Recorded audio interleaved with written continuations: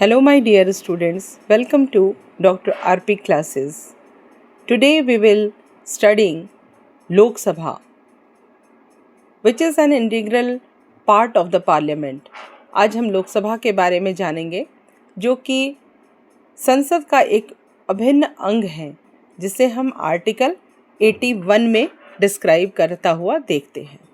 तो चलिए, without wasting the time हम इसकी शुरुआत कर लेते हैं। तो the Lok Sabha or house of the people or the lower house of India's bicameral parliament with 543 directly elected members representing constituencies for 5 years terms. It is the primary legislative body holding significant power over money bills and the executive और council of ministers. इसका मतलब है कि the Lok Sabha जो है उसे हम house of people भी कहते हैं। ये एक लोअर हाउस है, क्योंकि जब हमने राज्यसभा पढ़ा था उसको हमने अपर हाउस पढ़ा था, तो लोकसभा जो है इसे हम लोअर हाउस कहते हैं। भारत में संसद जो है द्विसदनीय है, बाईकैमरल पार्लियामेंट है, और इसमें इसकी जो प्रेजेंट स्ट्रेंथ है 543 directly elected members representing constituencies for the 5-year terms. यहाँ पे 543 जो प्रतिनिधि हैं वो डायरेक्ट अपने अपनी कंस्टिट्यूएंसीज से 5 साल के लिए चुनकर आते हैं। It is primary legislative body, ये एक बहुत ही जरूरी विधायी निकाय है, holding significant power over money bills and the executive और काउंसिल ऑफ मिनिस्टर्स। तो ये बहुत ही महत्वपूर्ण मनी बिल यानी कि धन विधेयक और बहुत सारे एग्जीक्यूटिव पावर्स को दिखाता है। काउंसिल ऑफ मिनिस्टर के जितने भी महत्वपूर्ण शक्तियाँ होती हैं उनको लोकसभा में हम देखने को मिलता है।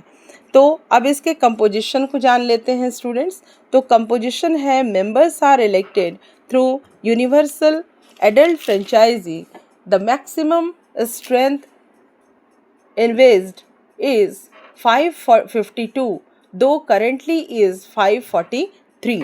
यहाँ पर जो इसके मेंबर हैं वो डायरेक्टली एडल्ट फ्रेंचाइजी के थ्रू यानी कि प्रत्यक्ष मतदान के थ्रू चुनकर आते हैं, और इनका पहले जो सदस्यता थी 552 थी, लेकिन अभी करेंटली 543 जो इसकी सदस्यता है। टर्म एंड रिजोल्यूशन देख लेते हैं। तो the term is 5 year but it can be resolve earlier by the president or extended during a national emergency.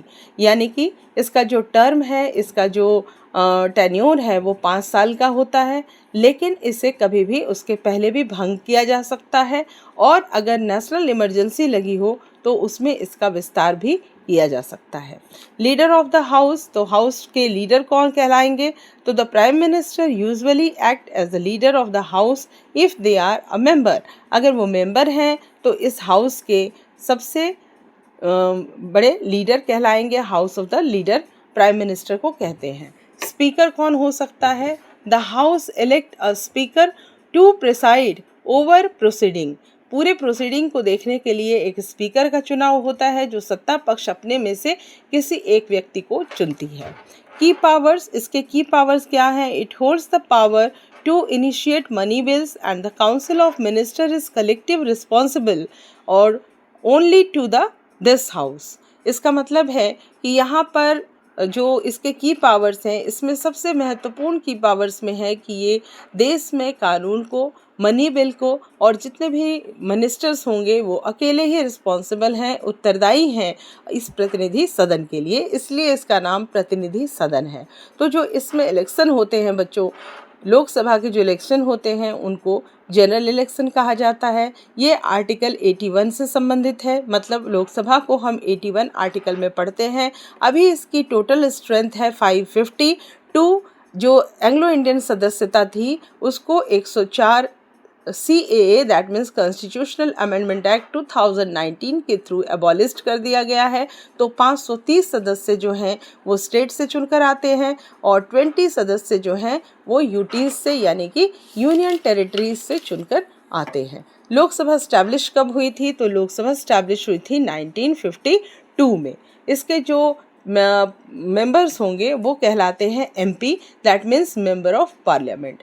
The head of this council of ministers is called the prime minister. जो इसका head of the council of minister होंगे उन्हें ही हम prime minister कहते हैं, प्रधानमंत्री कहलाते हैं। अब इसके लिए एलिजिबिलिटी क्या होनी चाहिए, कौन से वो सदस्य होंगे जो लोकसभा का चुनाव लड़ सकते हैं, तो उसकी मिनिमम एज होनी चाहिए। The minimum age must be at least 25 years. उसकी जो एज होनी चाहिए मिनिमम वो कम से कम 25 साल होनी चाहिए। हैव इंडियन सिटीजनशिप, वह व्यक्ति भारतीय नागरिकता रखता हो, यानी कि वो एक भारतीय नागरिक हो। Should not have been sentenced by the court to imprisonment for 2 or more years in any crime। वह उसे किसी भी कोर्ट के द्वारा 2 या 2 से अधिक वर्ष की सजा ना हुई हो।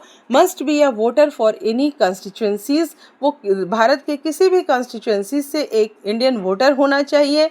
और who can vote in Lok Sabha, कौन लोग ऐसे हैं जो लोकसभा में वोट दे सकते हैं, तो all those citizens who are Indians and whose age is 18 years or more। वैसे सभी लोग, इंडियन सिटीज़न के सभी लोग जो कि भारतीय नागरिक हों और वो 18 या उससे अधिक उम्र के हों, वो वोट कर सकते हैं। In the constitution of 1952 the minimum age for voting was 21 years, which was later reduced to 18 years by the 61 Constitutional Amendment Act 1988।